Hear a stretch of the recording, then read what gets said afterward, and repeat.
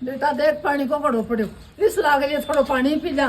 चाल के आया पानी लड़ जाएगो जाना थोड़ा सा पीवाएगा पानी तो जोर की तीस लाग रही।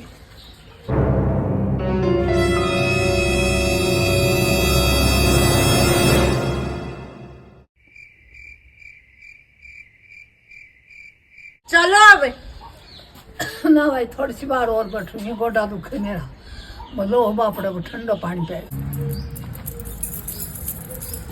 जी आप बेटा मैं तो दूर गाँव हूँ आई यहाँ चलती चलती थक गई ना गड़ो देखो पानी को तो ना रुक गए थे। दूर गांव से अंदर आ जाओ चाय पिलाता हूँ मैं आपको। नहीं नहीं हमारी दीदी इसी कॉलोनी में रहती है उनके घर जाके पी लेंगे। चलो ना चलते हैं। एक मिनट कौन से गांव से आई हैं आप? बेटा मैं तो रामनगर हूँ आई यहाँ।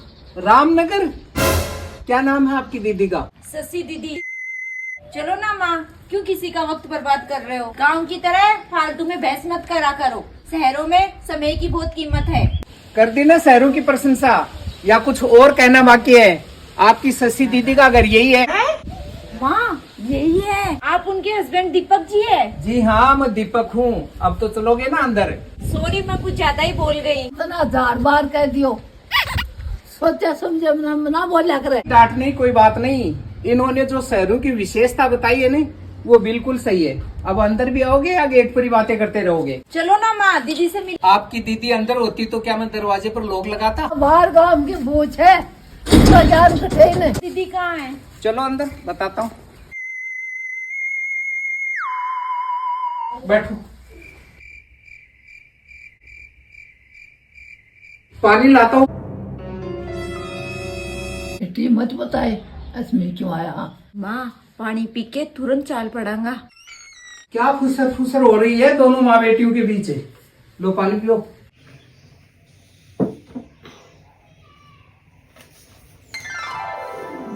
चार बजे की बस है गाँव के लिए मन जानो है। दीदी कहाँ गई हुई है? आपकी दीदी क्या अपनी सहेलियों के साथ नैनीताल गई हुई है घूमने। थे कौन गया? माताजी ये उनका विभागीय भ्रमण था। माँ बाका सादा बाका नौकरी करने वाला कर्मचारी घूमन गएड़ा ही। माँ पढ़ी हुई नहीं है ना। 5 मिनट आप बातें कीजिए मैं चाय बना के लाता हूँ। मना तकलीफ करो मैं तो थारा आवड़ी पैकरा चाह की कोई मारा जरूरी भी कौन। अजी शहरों में कहा है छाछ राबड़ी चाय है यहाँ सब कुछ। माँ चालो ना क्यों परेशान करो हो। आप पीता है पूछा करो ला जो अकेले हो रातों में थारिया चाह भी कौन पियो। चल बेटे खड़ी हो चाह। रुको बैठो। आपकी दीदी जब ये पूछेंगी कि मेरी छोटी बहन और मेरी माँ की आपने क्या सेवा की तो मैं क्या जवाब दूंगा? प्लीज थोड़ा सा तो लेना ही पड़ेगा। माँ ले लो ना एक एक बिस्किट वरना दीदी नाराज हो जाएगी। बुरा न मानूं तो एक बात पूछूं? हाँ पूछो जी। मैंने आपको पहचाना नहीं। यह बात तो थाने पहले बोझ ली नहीं गरम बाढ़ दिया चाह प्या दी दे बेटी यहाँ का बावड़ा बसे शर्म। माँ ओ बोलापन को नहीं आर की इंसानियत है। तू ही बता दो ना नाम पुतो। मेरा नाम नैना है ये मेरी माता जी है। जिस स्कूल में दीदी पढ़ते थे उस स्कूल के पास में ही हमारा घर था। दीदी अक्सर इंटरवल में हमारे घर आती थी। बाद में दीदी की शादी हो गई। जब भी दीदी गांव आती हमारे घर जरूर आती। बेटी बहुत अच्छी है। कितने साल से नहीं मिले आप उनसे? 5 से 6 साल हो गए। हमने फोन लगाने की भी कोशिश की लेकिन उनके नंबर बंद आ रहे हैं। इस बार आप भी आना गांव में दीदी के साथ। हम आपको सांगरी की सब्जी और केरियों की चटनी खिलाएंगे और खट्टा की राबड़ी भी जिमाशा। अब की बार जरूर आऊंगा आपके गांव आपके घर और आपके हाथ से बना हुआ शुद्ध भोजन खाऊंगा। तावड़ा ही आयो मन 90 साल की होगी थोड़ा ही दिन बाद देखूंगी। आप कहो तो अभी चलूं आपके साथ। चलो एक ही शर्त पर। पहले आपको ये बताना पड़ेगा कि आप सिर्फ अपनी दीदी से मिलने के लिए आई थी या कोई और भी काम था? बेटा दाल पिधान होगी तो बता जाएगी। बहुत गरीब है साहब। माँ पानी पिलाती है प्याऊ पे और मैं मजदूरी का काम करती हूँ खेतों में।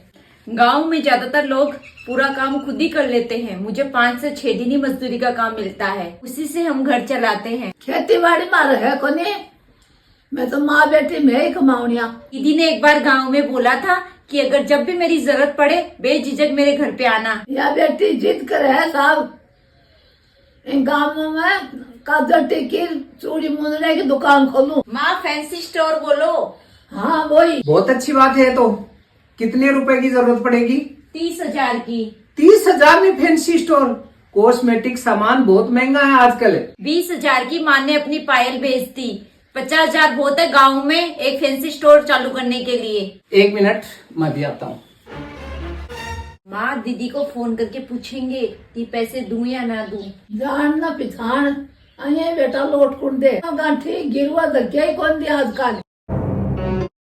लो 50,000 हैं। सर जी हमने तो सोचा था कोई बहाना बना के मना कर दोगे। धर्म के रिश्तों के बीच बहानेबाजी नहीं चला करती नैना जी। बेटा शहर में आया का भी चोखा आदमी हुए के। माता जी शहरों में भी ऐसे बहुत से आदमी हैं जो गरीबी से गुजरे हैं, हालातों से लड़े हैं। जब मैं इस शहर में आया था पहली बार तो रात को आपकी बेटी की साड़ियां ओढ़ के गुजारी थी। दूसरे दिन हम जिस संस्था में नौकरी करते थे उससे एडवांस लिया, फिर कुछ बर्तन खरीदे, एक रजाई गद्दा। इतने गरीब थे आप? हाँ, पहले दिन तो हम भूखे ही रहे दोनों। देखिए गरीबी देखे ने वो गरीब की पीड़ा देख सका है। यहाँ तक पहुँचने में आपकी बेटी ने कंधे से कंधा मिला के साथ दिया, कभी कमी महसूस नहीं होने दी। आप दोनों की जोड़ी भगवान बनाए रखे। दीदी से अच्छे आप, आपसे अच्छी दीदी। जी धन्यवाद। धन्यवाद आप दोनों को, लेकिन मुझे तो सिर्फ 30,000 की जरूरत है। 20,000 में माताजी की पायल वापिस छुड़वानी है। मैं किस्ता हूँ देश का सारा पैसा। वो तो आपकी धर्म की बेटी जाने, मैंने तो उनके कहने पर दिए हैं आपको पैसे और मुझे विश्वास है वो वापिस नहीं लेंगी। वो तो हम अपने आप लौटा देंगे। बेटा मेरी बेटी में बात तो करवा दे, कई दिन होगा वो की मीठी आवाज सुना। माताजी वो जहाँ घूम रही है वहाँ टावर नहीं पकड़ता। आउट ऑफ रेंज है बड़े, मोबाइल में बात को नहीं उसका। अच्छा तो अब हम चलते हैं। रात रात रुक जाते, कल यहीं से दुकान का सामान ले लेते। 15 किलोमीटर दूर शहर पड़ता है, वहाँ से ही खरीद लेंगे क्योंकि रिटर्न भी करना पड़ सकता है। खैरों में ड्राइवर को बुलाता हूँ, स्टैंड तक छुड़वा देता हूँ। अरे स्टैंड पे 5 मिनट में पहुँच जाऊंगा। दीदी को लेके हमारे गांव कब आ रहे हो? जब भी आपकी दीदी कहेंगी। धर्म की माँ याद करे, बहुत याद करे। अच्छा तो खुश रहे बेटा।